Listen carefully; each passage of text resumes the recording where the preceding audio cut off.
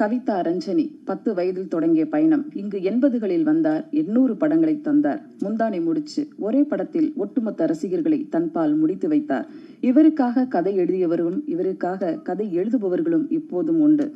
வெகுஜனமாக நடித்து வெகுளியாக நடித்து வெகுஜன மக்களை சென்று சேர்ந்தவர். நடிப்பாலும் சிரிப்பாலும் ஊரை வசியப்படுத்தும் ஊர்வசி முந்தானை முடிச்சு பரிமளா இப்போது ஜே பேபியாக உங்கள் முன் பேச வருகிறார். அழைக்கிறோம் ஊர்வசி அவர்களை.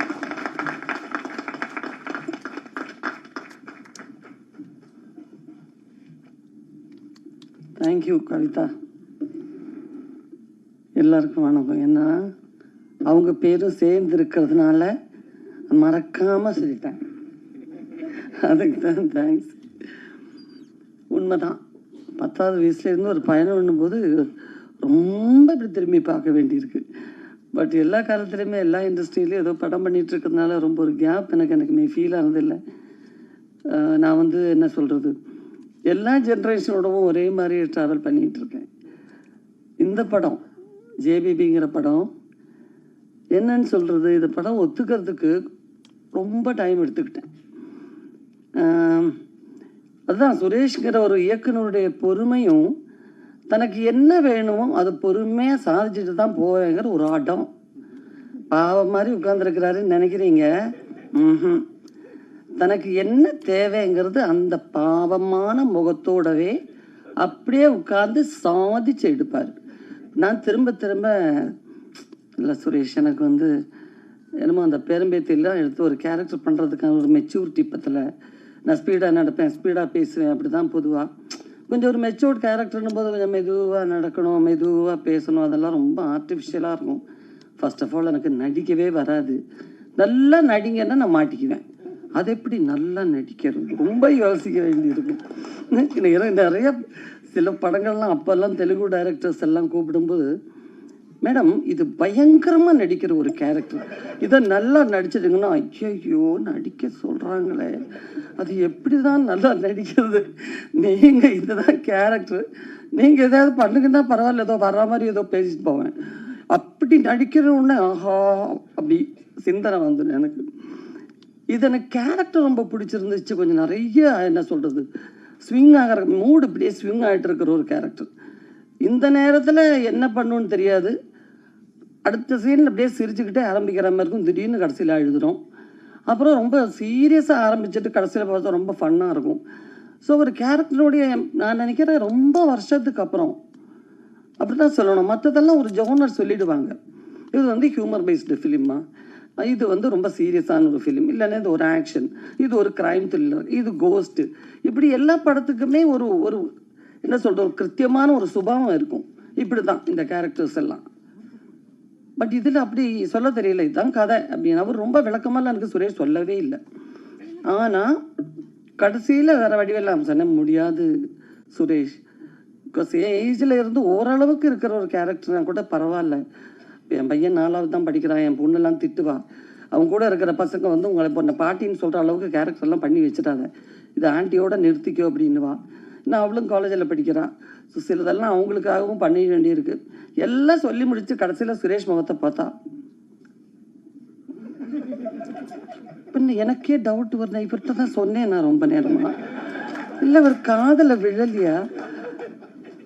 சரிம்மா இல்லை நான் சொன்னது உங்களுக்கு புரிஞ்சிச்சா சுரேஷ்? புரியுது.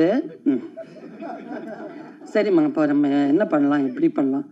சார் நான் அதுதானே சொல்கிறேன், இந்த மாதிரிலாம். ஓ கரெக்ட் ஆமாம்மா சொன்னீங்கல்ல.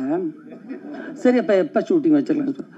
திரும்ப கடைசியாக ஒரு லேப்டாப் எடுத்துகிட்டு வந்துட்டு, ஆமாம் இதுதான்மா சுரேஷ், இருக்கட்டும் சுரேஷ், அது மூடுங்க முதல்ல, இருக்கட்டும், நான் தான் சொன்னேனே இந்த மாதிரி சில, அது கரெக்டுமா, நீங்கள் சொல்லிட்டீங்க ஓகே, ஆனால் இதை பாருங்கள், அதுக்கு எடுத்து ஓப்பன் பண்ணி அவர் பாட்டுக்கு தான் நினச்சது சாதிக்காமல் இந்த வீட்டிலேருந்து போகிறதில்லைன்னு முடிவு பண்ணிட்டார். நம்ம அப்படி ஒருத்தர் கங்கணம் கட்டிக்கிட்டு வந்தால் நம்ம மாட்டிக்குவோம். நம்மளும் ஐயோ என்ன பண்ணுறது, துப்பாக்கி எடுத்துகிட்டு மரியாதையாக நடிக்கிற இல்லைன்னா கூட பரவாயில்ல, என்ன மிரட்டுற அப்படின்னு கேட்டுடலாம். இது ஒன்றும் மிரட்டல் கிடையாது, உருட்டல் கிடையாது, பெரட்டல் கிடையாது. அப்படியே வச்சுட்டு இவங்க தான் அஜய் பேபி, இது என் பெரியம்மா, இது அவங்க அந்த குடும்பத்தில் இருக்கிறவங்கெல்லாம் இவங்க தான். இதுதான் ஒரிஜினல் லொக்கேஷன், நம்ம ஷூட் பண்ண போகிறது யார், நம்ம ஷூட் பண்ண போகிற லொக்கேஷன் இதான் வருதுன்னு சொல்லி அப்படியே கீழே உட்காந்துட்டாரு. எனக்கு எழுந்து இப்படியும் ஓட முடியாது, இப்படியும் ஓட முடியாது, இப்படியும் ஓட முடியாது. நானும் அந்த சோஃபாவில் அப்படியே உட்காந்துட்டேன்.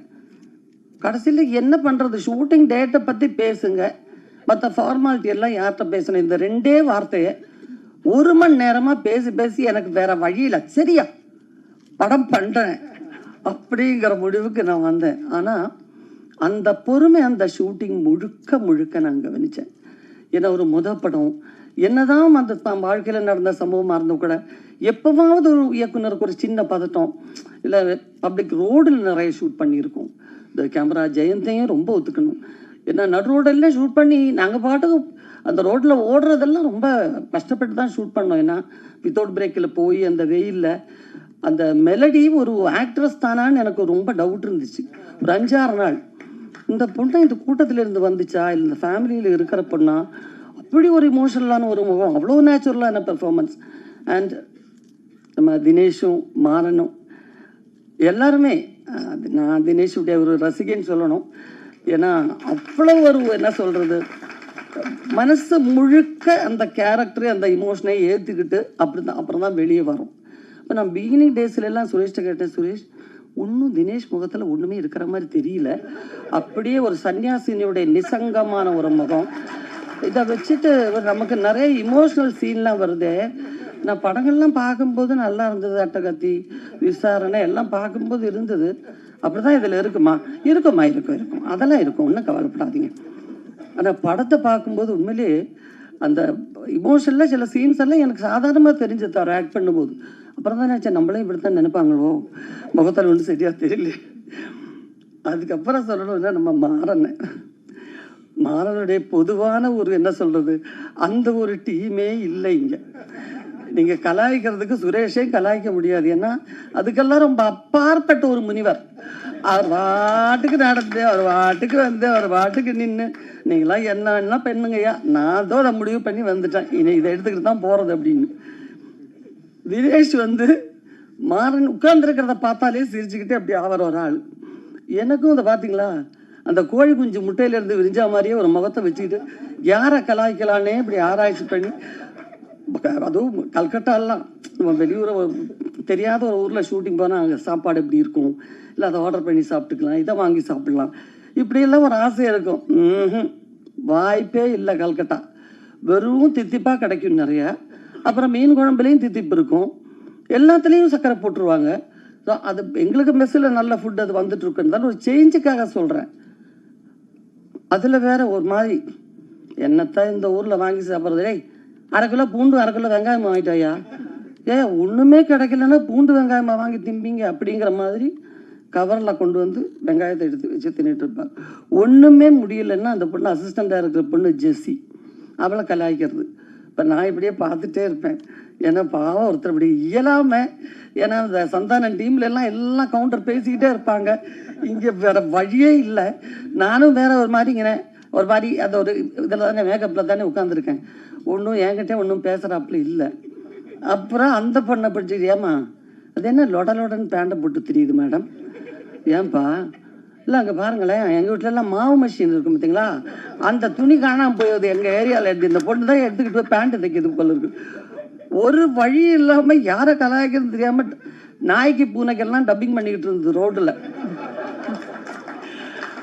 பட் அவரே ஒரு ஸ்டேஜில் அந்த படத்தில் இமோஷனலாக நடித்து நான் படம் பார்க்கும்போது உண்மையிலே எனக்கு கண்ணில் தண்ணி வந்துருச்சு. ஏன்னா எல்லாம் நடிகருக்குள்ளேயும் இருக்கிற அந்த ஒரு திறமையை இது கண்டெடுத்தது ரஞ்சிதா, சுரேஷா 2 பேருக்கும் ஹேட்ஸ் ஆஃப். பிகாஸ் பொதுவாகவே பாரஞ்சித்தனுடைய படங்கள் மேலே இருக்கிற எனக்கு இருக்கிற பெரிய ஈர்ப்பு என்னென்னா, அப்போ அந்த மெலடி சொன்ன மாதிரி அங்கே இன்னொரு ஆர்டிஸ்ட் அவங்களும் சொன்னாங்க, நிறம் இப்படி இருக்கணும், உருவம் இப்படி இருக்கணும், இந்த கான்செப்டுக்கெல்லாம் அப்பாற்பட்ட டோட்டல் ப்ரொடக்ஷனே அங்கேருந்து வர்ற ஒவ்வொரு படங்களும் அப்படி தான் இருக்கும். அவ்வளோ ஆர்டிஸ்டுங்களை கொண்டு வந்திருக்காங்க.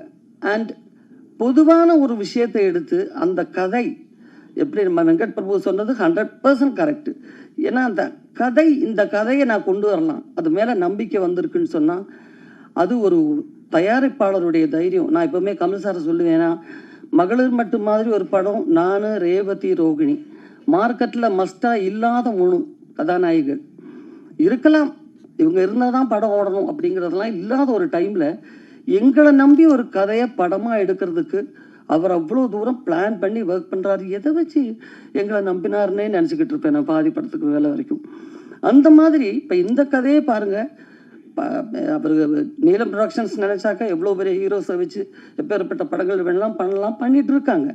But at the same time இந்த ஒரு கதையை நம்பி இப்படி ஒரு படம் எடுத்ததான்னு நினைக்கும் போது நான் டப்பிங் டைம்லாம் சுரேஷ்ட சொல்லுவேன், எப்படி சுரேஷ் நீங்கள் கூட திங்க் பண்ணும்போது ஃபஸ்ட்டு கிடச்சிருக்கு, நீலம் ப்ரொடக்ஷன்ஸ் மாதிரி நல்ல ஒரு ப்ரொடக்ஷன் உங்களுக்கு கிடச்சிருக்கு, ஏன் கொஞ்சம் அந்த மாதிரி ஒரு படம் ஏன் நீங்கள் பிளான் பண்ணலை?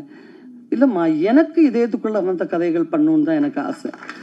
என் மனசுக்குள்ளார இருந்த அந்த எமோஷன்ஸு நம்ம வாழ்க்கையிலே அவ்வளோ விஷயங்கள் வெளியே கொண்டாடுறதுக்கு இருக்கும்போது வெளியே போய் என் கதையை தேடுவானே, அதனால தான் இந்த ஒரு கதையை எடுத்தேன் அப்படிங்கிறது. அண்ட் ஒவ்வொரு சீனும் அந்த ஒவ்வொரு லொக்கேஷனும் சாதாரண ஒரு ஃபிலிம் லொக்கேஷன் மாதிரி இல்லை, ஷூட்டிங் மாதிரி இல்லைன்னு ஒவ்வொருத்தரும் சொல்கிறதுக்கு காரணம் மினிமம் அளவில் இருக்கிற ரூம்ஸில் எல்லாம் ஷூட் பண்ணியிருக்கோம். அது ஜஸ்ட் அந்த கேமரா மட்டும்தான் விற்க முடியும். அந்த மாதிரி ஒரிஜினல் லொக்கேஷனில் தான் ஷூட் பண்ணியிருக்கோம். சார் எனக்கு பதில் சொல்கிறீங்களா அங்கே சொல்கிறீங்களான்னு தெரியலையே. இல்லை நான் தான் என்கிட்ட சொல்கிறேன் வேறையா? Okay okay okay. அந்த மாதிரி நிறைய எடுத்திருக்காங்க. அது நீங்கள் பாருங்கள், நீங்கள் படம் பார்த்தீங்கன்னா தான் தெரியும். இது முழுக்க முழுக்க இயக்குனர் படங்க. அண்ட் ரஞ்சித்துடைய ஒரு டிசிப்ளின், ஒரு ப்ரொடக்ஷன் டிசிப்ளின் அப்படிங்கிறது எல்லாருமே தெரிஞ்சுக்க வேண்டிய விஷயம். சைலண்டாக வேலை நடக்கும், ஆனால் அந்த படத்தினுடைய குவாலிட்டிக்காக எந்த குறையும் அந்த படத்துக்கு வைக்க மாட்டார். இன்னும் ஒரு சின்ன பட்ஜெட் படம் தானே, இப்படி எடுத்தால் போதுங்கிறது இருக்கவே இருக்காது, எல்லா ஃபெசிலிட்டியும் இருக்கும். ஸோ அவங்க யூனிட்டில் நிறைய படம் ஒர்க் பண்ணணும்னு ஒரு வாரத்துலேயே அவ்வளோ ஆசை எனக்கு வந்துடுச்சு. ஸோ அந்த அளவுக்கு ஒரு நல்ல ப்ரொடக்ஷன், அவங்க நிறைய படம் எடுக்கணும், நிறைய ஆர்டிஸ்டுங்களை கொண்டு வரணும். அண்ட் சுரேஷ், நீங்கள் ஒரு கிரேட் பர்சனாலிட்டி அண்ட் ரொம்ப டேலண்டட் டைரக்டர். நாளைக்கு பெரிய லெவலுக்கு வருவீங்க கண்டிப்பாக. எல்லா மொழியிலையும் படம் பண்ணக்கூடிய அளவுக்கு ஒரு பெரிய டைரக்டராக அவர் வரணும். எல்லாருடையும் வாழ்த்துக்கள் இருக்கணும். எல்லாருக்கும் வந்தவங்க அத்தனை பேருக்கு நிறைய படத்தை பார்த்துட்டு சொல்லுங்கள். கண்டிப்பாக நாங்கள் எல்லாம் சும்மா சொல்ல மாட்டோம் அப்படிங்கிறது உங்களுக்கு படம் பார்த்ததுக்கப்புறம் ஃபீல் ஆகும். நன்றி, வணக்கம்.